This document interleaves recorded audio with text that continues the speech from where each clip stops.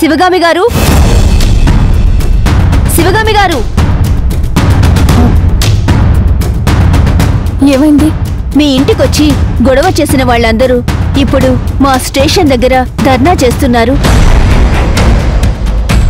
డబ్బులు ఇప్పిస్తామని అన్నారు, ఎప్పుడు ఇప్పిస్తారు అని మమ్మల్ని నిలదీస్తున్నారు.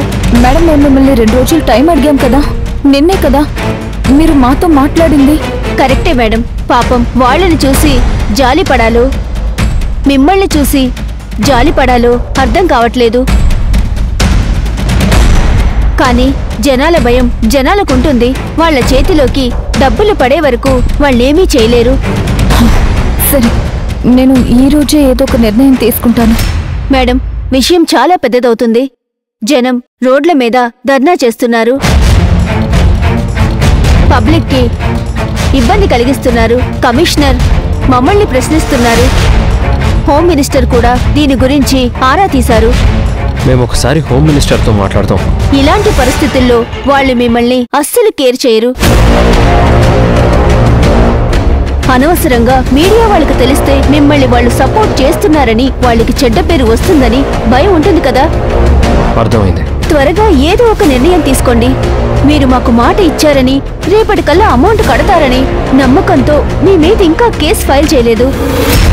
ఇంకా ఎందుకు కేసు ఫైల్ చేయలేదు అని మమ్మల్ని అడుగుతున్నారు. లేదు, అమౌంట్ ఎలాగైనా ఇచ్చేస్తాను. ఆ డబ్బుల్ని కట్టిస్తాను. మేడం, రేపటికల్లా అమౌంట్ కట్టకపోతే కేసు ఫైల్ చేసి మిమ్మల్ని అరెస్ట్ చేయాల్సి ఉంటుంది.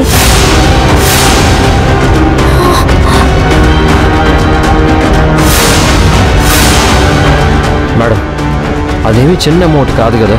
నేను అదే చెప్పేది, చిన్న అమౌంట్ కాదనే. అంత డబ్బు మీరు అరేంజ్ చేసుకుని కట్టాల్సిన బాధ్యత మీదే.